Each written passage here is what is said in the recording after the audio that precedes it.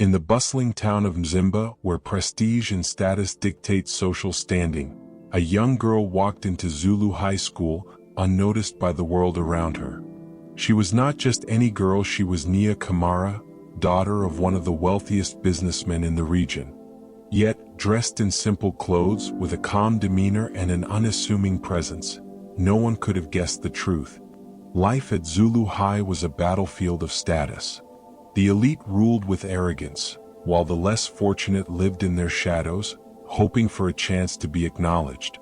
Among the self-proclaimed queens of the school was Toriro Moyo, a girl who thrived on admiration, desperate to maintain the illusion of her wealth.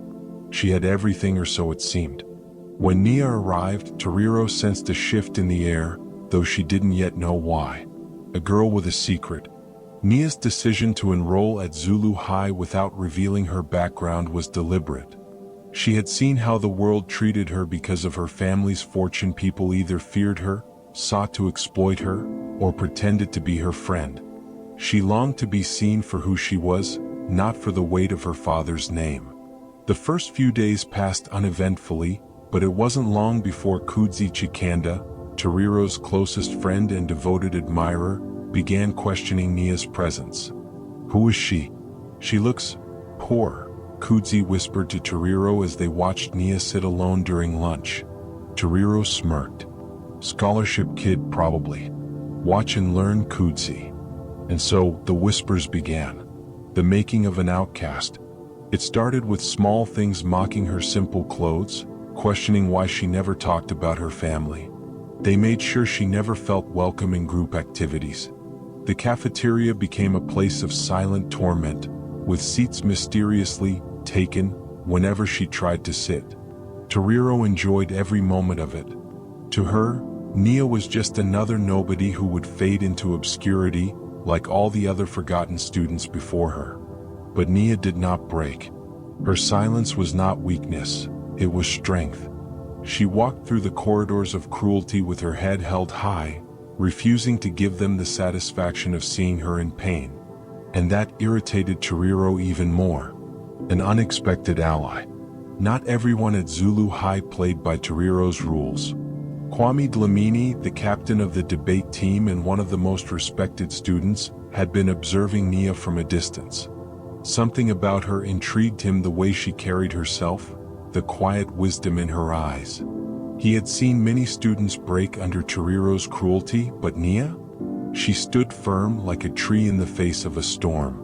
One day, when Toriro and Kudzi cornered Nia near the school library, taunting her about her poverty, Kwame stepped in. Is that all you are, Toriro? A queen of insults. His voice was calm, but the words stung. Toriro turned to face him, her mask of arrogance momentarily slipping. She doesn't belong here, Toriro snapped. Kwame raised an eyebrow. And who made you the gatekeeper of who belongs and who doesn't? The hallway fell silent.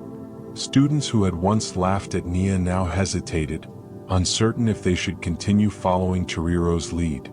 For the first time, Toriro felt threatened not by Nia's presence, but by the fact that she was losing control of the narrative. The war begins. Toriro knew she had to act fast. If she couldn't break Nia with words, she would use something more powerful: humiliation.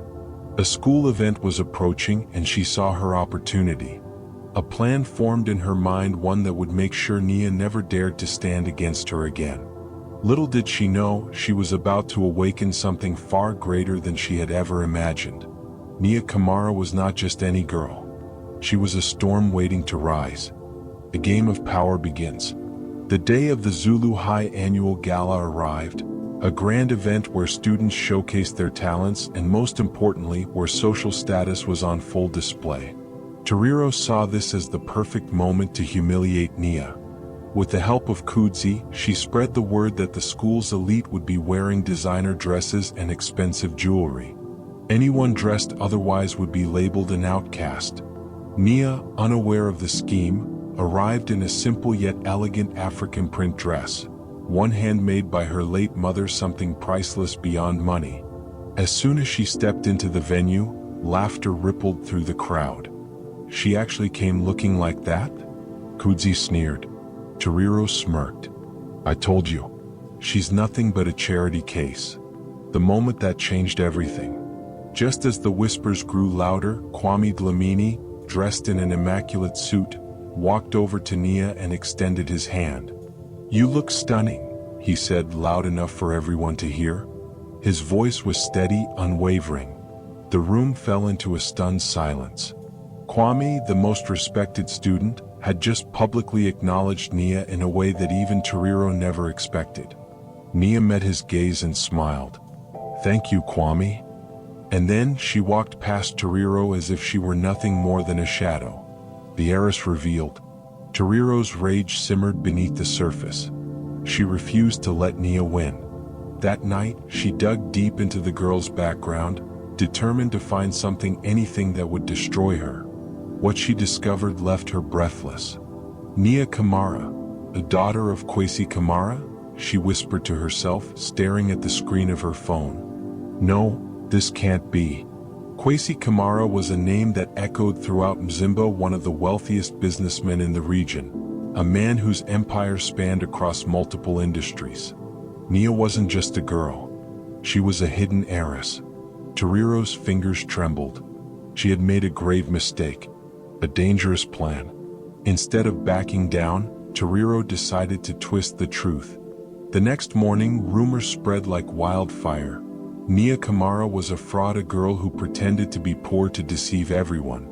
She's been playing us all along. Kudzi shouted in the cafeteria, feeding the flames of gossip.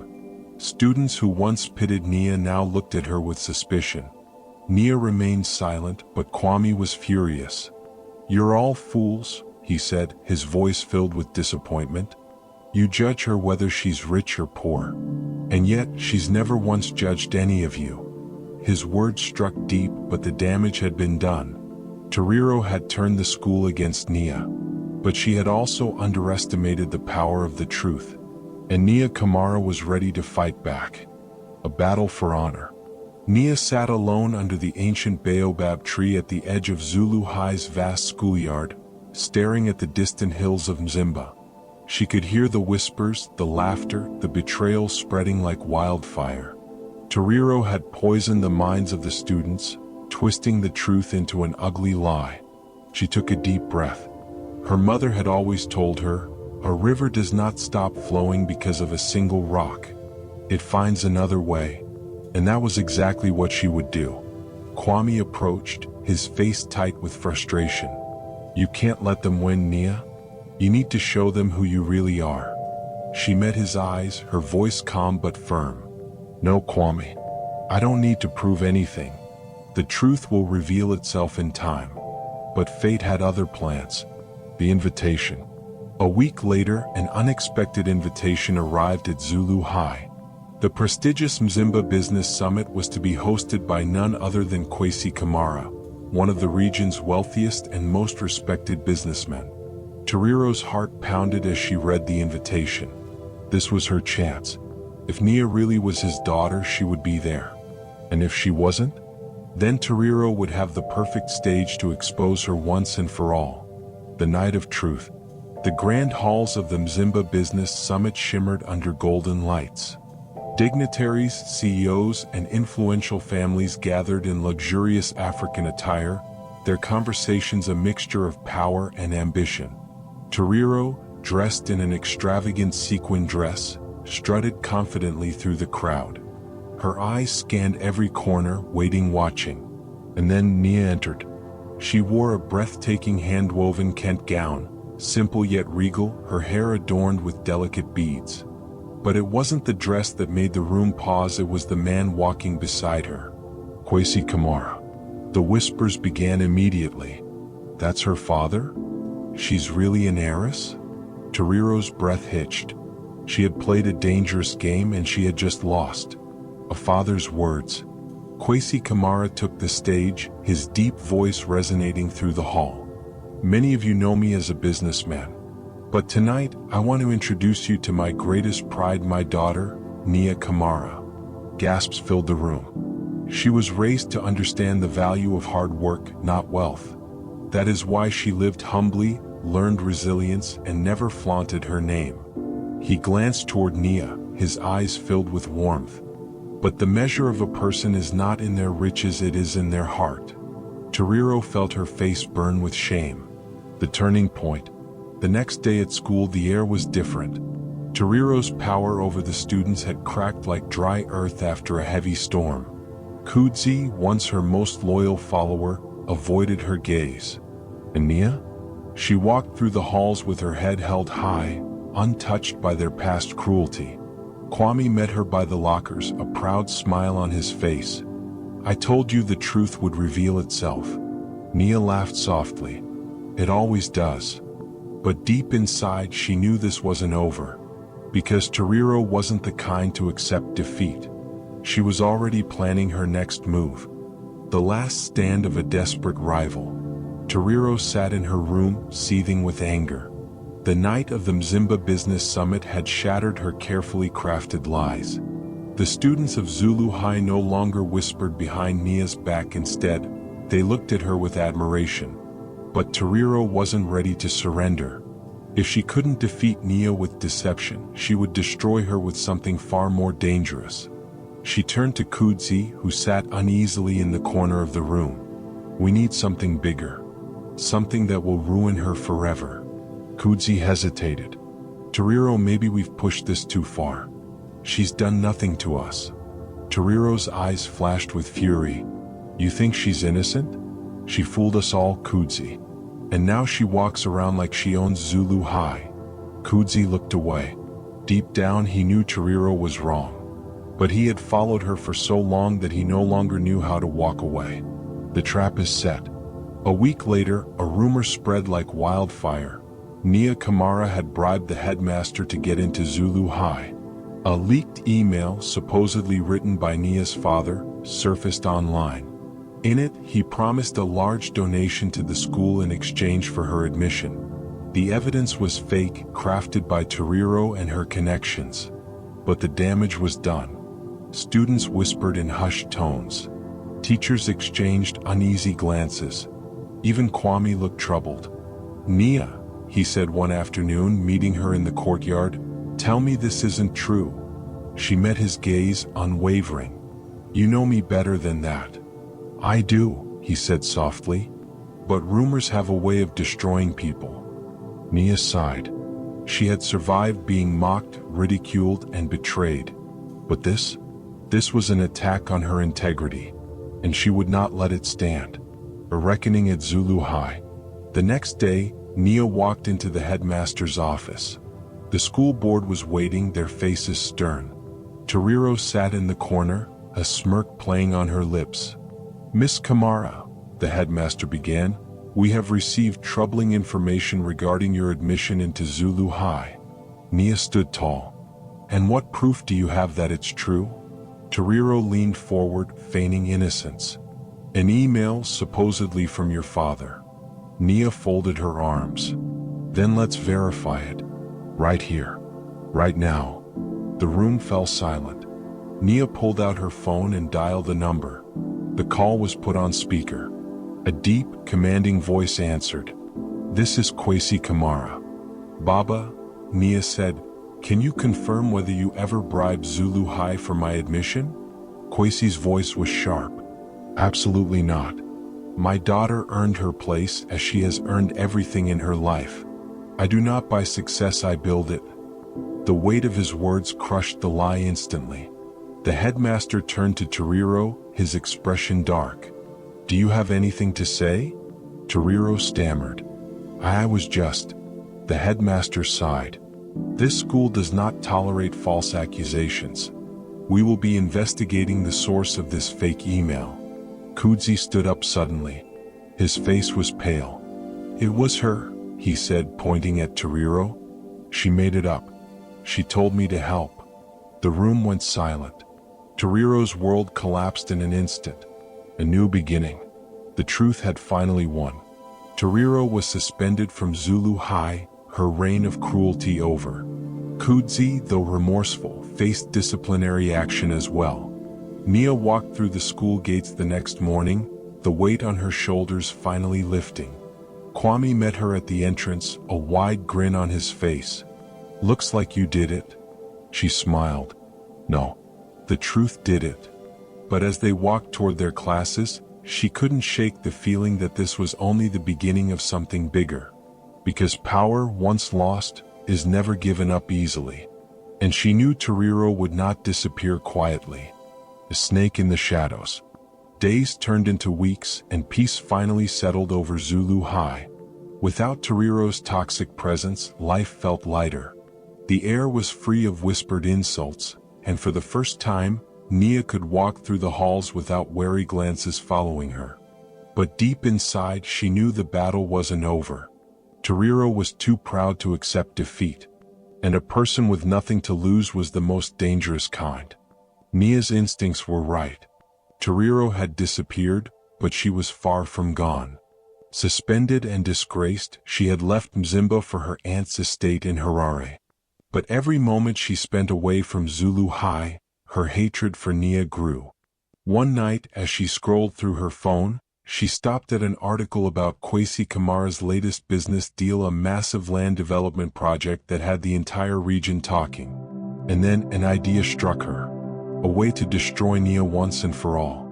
With trembling fingers, she typed a message to a journalist she had once met at a charity gala. "I have a story for you. A scandal about Kwesi Kamara. And I have proof." The storm breaks. It started with a single headline. "Billionaire Kwesi Kamara accused of land theft. Mzimba villagers speak out." The article spread like wildfire. It claimed that Nia's father had stolen ancestral land from villagers, forcing them out to build his empire. Witnesses, supposed victims, stepped forward with heart-wrenching stories. For the first time, Nia saw fear in her father's eyes. "I built everything with honor," Kwesi said, pacing in his study. "This is a lie. But lies travel faster than the truth." Nia clenched her fists. She knew who was behind this. Toriro. The girl had failed to ruin her at school, so now she was attacking everything Nia stood for. And worst of all, people were starting to believe it. The betrayal of a friend. At Zulu High, the accusations against Nia's father became her burden. Students whispered again. Teachers hesitated to call on her in class. Even Kwame seemed uncertain. One afternoon, she found him standing with a group of students, listening as Kudzi spoke. "I heard that Nia's father sent thugs to threaten those villagers," Kudzi was saying. "That's why no one speaks out against him." Nia felt her stomach drop. She stepped forward, her voice calm but cold. "Kudzi, you don't actually believe this, do you?" Kudzi turned, hesitating for a second before shrugging. "I don't know, Nia. There's a lot of evidence."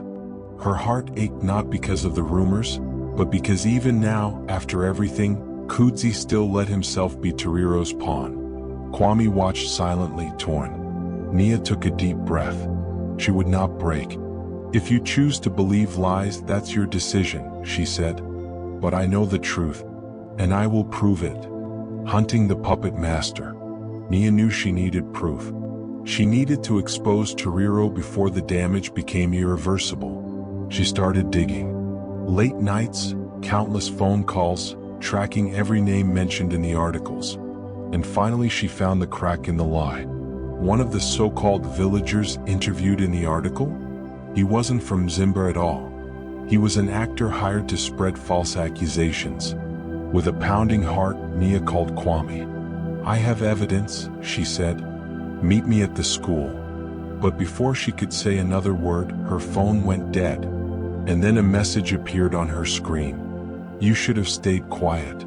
Her breath caught. Toriro wasn't just spreading lies anymore. She was watching. The trap is set. Nia's hands trembled as she stared at the message on her phone. "You should have stayed quiet." The words felt like venom. Toriro wasn't just trying to destroy her reputation anymore, this was a threat. But Nia refused to be afraid. She had come too far to back down now. She quickly dialed Kwame's number again. No answer. Her mind raced. Was he in danger too? She had to act fast. She gathered all the evidence, the fake witness, the money trail leading back to Toriro, and the journalist's suspicious history.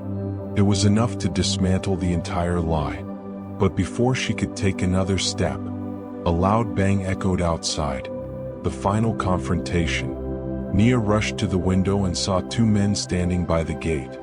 She recognized one of them, a bodyguard from Toriro's family. This wasn't just a rumor anymore. Toriro was escalating. Instead of running, Nia grabbed her phone and pressed record. She walked outside, her heart pounding but her steps steady. "What do you want?" she demanded. The taller man sneered. "Miss Toriro sends a message. Drop the story. Walk away." Nia held up her phone. "You're threatening me on camera," she said, voice unwavering. "That's a crime." The men hesitated. They hadn't expected her to fight back. She took a step closer.